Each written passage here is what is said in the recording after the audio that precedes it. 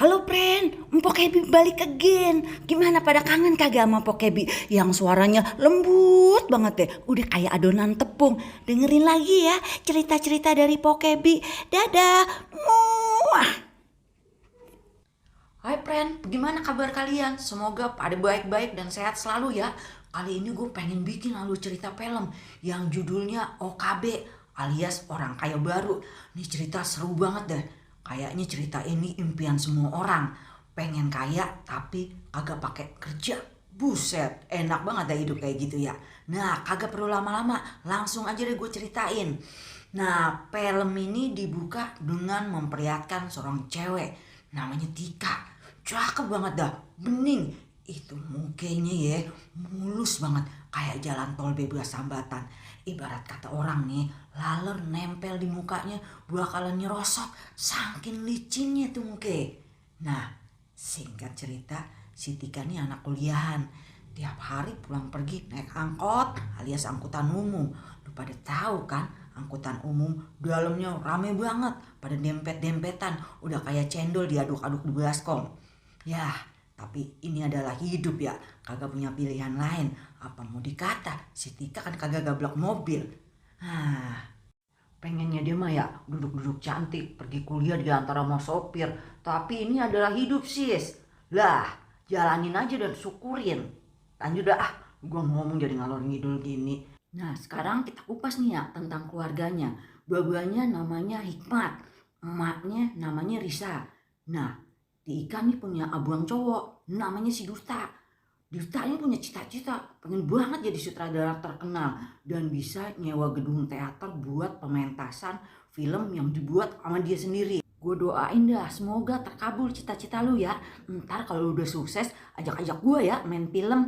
Muncul bentar juga kagak apa-apa dah. Sekilas info, asal ada penampakannya gitu dikit-dikit. Yang penting gue bisa eksis. Ntar kalau gue udah eksis, siapa tahu gue bisa jadi artis terkenal. Nah, udah ya, lanjut ah. Keluarga mereka tinggal di rumah kecil, di sebuah gang sempit yang padat penduduknya. Nah, kalau kita terawang ya, pasti kehidupan mereka boleh dikatakan tuh pas-pasan hidupnya. Tapi biar begitu, kelihatannya mereka mah enjoy-enjoy aja dah, happy-happy aja. Mungkin prinsip hidupnya ya, makan kagak makan yang penting ngumpul. Pada suatu hari nih friend, kagak ada angin, kagak ada hujan. Si Duta ngajak kedua adeknya ke acara kondangan. Dia bilang dia diundang di acara tersebut. Wah, rezeki nomplok nih kata si Dodi. Bakalan makan-makan kita. Emang ya si Dodi otaknya makanan mulu yang dipikirin.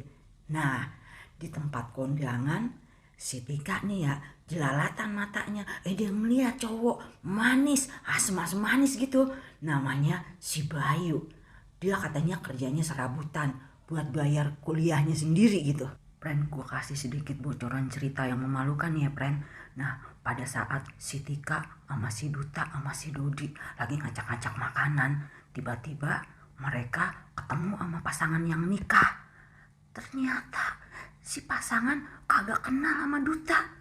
Dan Duta ternyata emang kagak diundang ke acara kondangan tersebut dan hanya alias cuman mau numpang makan gratis doang di sana. Setelah ketahuan, mereka bertiga akhirnya pada kabur. Nah, di sisi lain nih di rumah si emak sama si bapak lagi ngobrol-ngobrol santai nih mengenai si Dodi yang bakalan mau masuk SMP. Si emak nyaranin agar si Dodi sekolah di tempat yang murah aja. Jangan kayak kakak-kakaknya dulu. Si bapaknya maksain banget supaya anak-anaknya sekolah di tempat bagus dan mahal. Tetapi si bapaknya bilang, biar bagaimanapun kerenya kita, anak-anak harus tetap sekolah di tempat yang bagus. Mampus dah. Si emak tetap kagak setuju si Dodi disekolahin di tempat yang mahal. Kata dia, bang, dikira bayaran uang sekolah pakai daun, kagak pakai uang. Kita aja udah Senin Kemis. Nah, gue pengen cerita nih. Si Tika di tempat kuliah punya dua orang sahabat. Namanya Linda. Dia berasal dari keluarga kaya. Dan satu lagi si Monik alias Monika yang keluarganya hidupnya sama kayak Tika. Pas-pasan. Mereka bertiga nih kayak 3 musketeer nih. mereka berencana mau ngikut Olimpiade Fisika supaya Tika sama Monik bisa dapat beasiswa di kampus. Nah, ada teman Tika yang lain juga nih, namanya Risa dan Sasa. Anak orang kaya tapi sombong. Dia sirik banget dah sama Tika dan suka ngerjain sama mempermalukan Tika di depan teman-teman di kampusnya. Biarin aja Tika, anjing menggonggong, kapilah tetap berlalu. Nah, sementara itu kita cerita nih, si Dodi ya punya temen namanya si Tobi. Ini ada yang aneh juga nih sama si Tobi nih. Dia kadang baik, kadang kagak ya. Nih lagi datang baiknya si Tobi nih ceritanya mau ngasih sepasang sepatu ke Dodi nih. Karena dia ngeliat sepatu Dodi udah lama rusak. Awalnya Dodi kagak mau terima itu sepatu. Karena ya Dodi biar gitu-gitu kagak enakan orangnya. Tapi dibujuk terus sama si Tobi. Kagak apa-apa dah, lu ambil aja nih sepatu. Akhirnya Dodi langsung buang sepatu lamanya dan pakai sepatu baru yang dikasih sama Tobi. Girang ya Tong ya, dapat sepatu baru. Tapi ketika lagi belajar di kelas, ada salah seorang siswa datang bersama seorang guru. Nah, si anak nih lagi nyari sepatunya yang hilang. Usut punya usut, ternyata sepatu yang dikasih Tobi itu punya nih anak. Ya ternyata ulah si Tobi bener-bener belis banget dah nih anak ya. Kagak usah ditemenin lagi Dot. Punya teman kayak begitu pengen gue pites aja tuh anak. Di lain tempat si Duta diundang sama temennya ke kafe untuk bertemu orang yang katanya mau ngedanain pementasan teaternya. Namanya si Anto. Tetapi usut punya usut, si Anto pengen ikut tampil di pentas tersebut untuk sekalian berkampanye karena dia seorang anggota dewan. Nah, jelas-jelas Duta nolak tawaran tersebut karena dia kagak mau acaranya hancur. Lalu dia pergi keluar dari kafe. Nah, pada saat makan malam, Tika nih nanya sama bapaknya, "Pak, kalau kita kaya, pasti kehidupan kita akan jauh lebih baik." Tapi bapaknya jawab, "Duit kalau dikit cukup, tapi kalau banyak kagak cukup." Nah, anak-anaknya pada bingung maksudnya apa ya bapaknya ya. Tapi akhirnya dengan bijak bapaknya ngejelasin.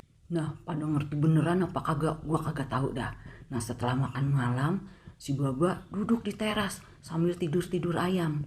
Nah, Tika nih emang biasanya dia sering banget dah nemenin babanya. Tapi ketika dia mijit, kok kaki babanya dingin ya? Di sini Tika lemes dan dia tahu kalau ternyata bapaknya sudah meninggal dunia.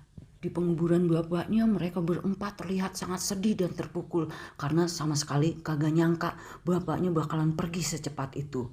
Di TPU tiba-tiba Tika bertemu sama Bayu yang juga Bayu bekerja sebagai penggali kubur. Mereka kemudian berdua ngobrol ngalor ngidul. Nah, dari sini hubungan mereka mulai dekat. Malam harinya si emak ngumpul nih bersama Tika, Duta, dan Dodi. Ngobrol gimana kelanjutannya. Tika sama Dodi bisa ngelanjutin pendidikan. Karena si Duta kan bentar lagi udah pengen lulus nih. Nah, buat si emak pendidikan adalah hal yang utama. Buat nerusin gimana dulu babanya sangat konsen dengan pendidikan anak-anaknya. Dan demi pendidikan ya si emaknya berencana mau menjual rumah mereka. Tapi keesokan paginya rumah mereka kedatangan nih orang dari kantor pengacara, yaitu Pak Ilham sama Siska. Mereka menyetel sebuah video yang memperlihatkan bahwa video tersebut berisikan omongan terakhir almarhum si Bapak Hikmat. Setelah video selesai disetel, mereka berempat kayak orang jantungan. Ternyata buah-buah mereka selama ini pura-pura kere, pura-pura kagak punya uang. Tapi ternyata tabungan uangnya banyak banget dah. Sampai 7 turunan 8 tanjakan. Nah, ini mulai perubahan keluarga mereka. Nah, ini nih yang namanya kedapatan rezeki nomplok. Bintang jatuh dari langit. Buset dah, kagak ada angin, kagak ada hujan. Jadi orang kaya mendadak. Buset. Melalui pengacara mereka, uang warisan itu bakal dikasih secara bertahap sesuai dengan kebutuhan mereka. ini nih prosedurnya. Jadi kalau uang mereka habis, mereka bisa minta lagi ke pengacara. Mendengar hal itu, mereka terlihat kaget dan kagak percaya. Keesokan harinya mereka pergi ke bank untuk menerima transferan pertama sebesar 500 juta rupiah. Bujuk buneng ya, itu duit apa daun ya? Nah, setelah mendapat uang tersebut, si ibu berteriak kayak orang gila, kayak orang kesurupan di bank untuk melampiaskan kekesalannya bercampur dengan kebahagiaan. Lu tahu kagak, selama 21 tahun dia hidup susah, ngeblangsak. Ternyata dia cuma diprank sama lakinya. Bener-bener dah kebangetan tuh laki ya. Nah, nih orang kaya baru ini nih ya, OKB nih ya, langsung ngabisin uang yang mereka terima supaya bisa dapat transferan uang berikutnya. Mereka langsung makan di restoran mahal, borong baju mahal, sepatu mahal, motor. Dan Tika makin lama makin deket sama si Bayu. Di saat jalan berdua, motor Bayu mogok. Maklum ya, motor tua. Nah, Bayu pergi ke bengkel sama Tika. Di bengkel, Tika melihat motor bagus. Dan dia langsung nanya sama Bayu, Bayu, apa lu suka sama nih motor? Terus Bayu bilang, suka. Tanpa tedeng ngaling-ngaling, Tika langsung beli itu motor. Si Bayu pas tahu motor itu dibeliin buat dia, langsung dia tolak. Emangnya gue laki-laki apaan? Enggak gitu. Kata Bayu, barang itu mahal. Dia lebih suka beli dengan hasil kerja kerasnya sendiri. Dan Bayu kayaknya ngambek sama Tika karena dia merasa disepelein. Lalu Bayu pergi. Sementara itu si emaknya nih kalang kabut kayak orang kesurupan. Beli macam-macam perhiasan. Dan uang mereka akhirnya habis. Keesok harinya si Pak Ilham sama Siska datang ke rumah dan nunjukin video dari bapaknya berikutnya. Nah, di video ini si bapaknya mengatakan kalau mereka akan mendapat transferan kedua sebanyak 30 kali lipat dari transferan sebelumnya. Nah, di sini sekitar duitnya ya berapa ya? 15 miliar. Tapi bapaknya berpesan kalau misalnya uang tersebut habis lagi, si emak sama anak-anaknya seneng bukan main. Mereka berempat langsung dah otaknya 15 miliar katanya. Uang itu bakalan dihabisin lagi. Nah, mereka berempat berencana untuk ngabisin 5 miliar tersebut. Karena katanya si Ilham, jika uang tabungan Pak Hikmat kagak dihabisin dalam jangka waktu 10 tahun, maka sisa uang tabungannya bakalan disumbangin ke orang-orang yang ngebutuhin. Mereka berempat langsung beli rumah sebesar 8 miliar tanpa pikir panjang. Nah, untuk ngisi rumah mereka lalu pergi ke toko perabotan yang mahal banget. Di sini ada pelayan wanita yang ngelarang mereka nyobain tuh perabotan-perabotan di toko. Karena tuh pelayan nganggep kalau keluarga ini kagak bakalan mampu untuk ngebeli. Nah, si emak yang kesel bicara sama si pelayan dengan ngomong begini dah. Semua yang anak saya foto, pegang, cium, saya bayar. Dan si emak kagak lupa nanya sama si pelayan, sempat terpegang sama anak saya?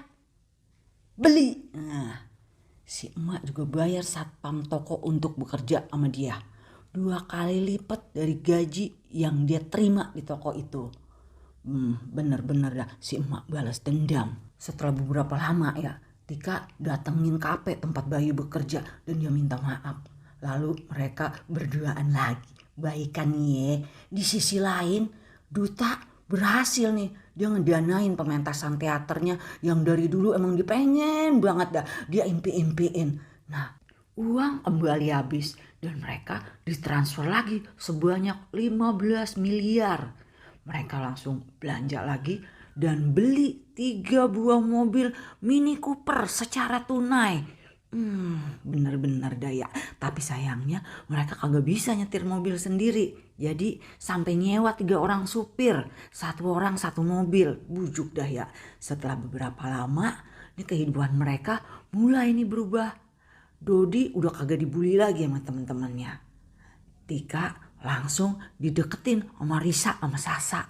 Sementara abangnya nih si Duta sibuk tiap hari sama teaternya. Dan juga dia bisa akhirnya nyewa pementasan untuk teater. Dan aktor yang paling mahal dia sewa juga, yang sebenarnya sih kagak perlu. Nah, suatu malam si Tika diundang nih ke pesta sama Sasa dan Risa. Dia pergi sama si Bayu.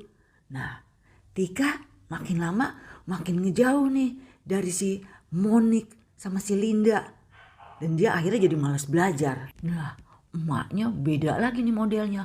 Dia sibuk banget dah. Pansos kiri kanan, sumbang sini, sumbang sana. Pokoknya dia habisin waktunya buat sibuk aja dah. Ngadirin acara di mana aja sambil tebar pesona. Semenjak mereka jadi OKB, kehidupan mereka berubah total 180 derajat. Emaknya, Tika dan Duta semuanya sibuk sama urusannya masing-masing. Sementara si Dodi merasa kesepian karena kagak ada yang nemenin dia ngobrol lagi. Gak lama kemudian uang mereka habis. Nah, si Ilham sama si Siska lalu memperlihatkan nih foto video ayah mereka dan ngasih tahu kalau uang terakhir yang mereka habiskan adalah uang transferan terakhir mereka. Ketika mereka ngedenger semua itu, mereka pada panik. Duta padahal masih ngebutuhin uang 7 miliar untuk pentas teaternya. Nah, si emak udah janji nih buat memberikan sumbangan yang cukup besar. Sedangkan si Tika masih nyimpen uang tapi kagak banyak. Kru dan aktornya teater yang Duta bikin cukup dibayar mahal dan belum dibayarin semuanya. Sehingga pementasan terancam gagal. Sementara itu di salah satu pesta Sasa dan Risa memakai narkoba lalu memaksain Tika untuk ikut nelen itu pil narkoba. Tetapi Tika pura-pura nelen dan membuangnya ke toilet. Mendengar Monik ingin berhenti kuliah karena gak bisa bayar uang kuliah, Tika berusaha untuk mendekati Linda dan Monik untuk kembali ngikutin Olimpiade Fisika. Tika lalu ngundang Bayu, Risa, dan Sasa untuk nonton lombaannya dia. Tapi saat lomba ingin dimulai, polisi datang dan menangkap target incaran mereka, yaitu pemakai dan pengedar narkoba yang di sini Risa dan Sasa. Tetapi Tika, Linda, dan Monik juga ikut dibawa sama polisi. Mereka kemudian menjalani tes urin dan hasilnya Tika, Linda, dan Monik dinyatakan negatif. Linda dan Monik marah sama Tika, tapi ketika Tika minta maaf, mereka pun akhirnya memaafkan. Nah, di sisi lain, Duta tetap bisa melaksanakan pementasan teater dengan didanain sama si Anto. Yang kemudian ketika Anto kampanye di panggung, dia disoraki koruptor sama para penonton. Pementasan pun kacau. Nah, di sisi lain, si emak yang udah nyiapin uang sumbangan untuk orang yang ngebutuhin didatengin sama orang yang terlalu banyak. Sehingga terjadi kekacauan yang nyebabin ada anak kecil yang terluka. Dia pun panik lalu bawa anak itu ke rumah sakit. Untungnya anak itu kagak ngapa-ngapa. Nah, sementara pada suatu malam si pengacara datang nih bawa laki-laki yang katanya nih adik dari lakinya. Lah si emak bingung ya, seujuk-ujuk kagak pernah dia ngeliat tampang dari adik lakinya. Tapi ya udah dah apa mau dikata ya.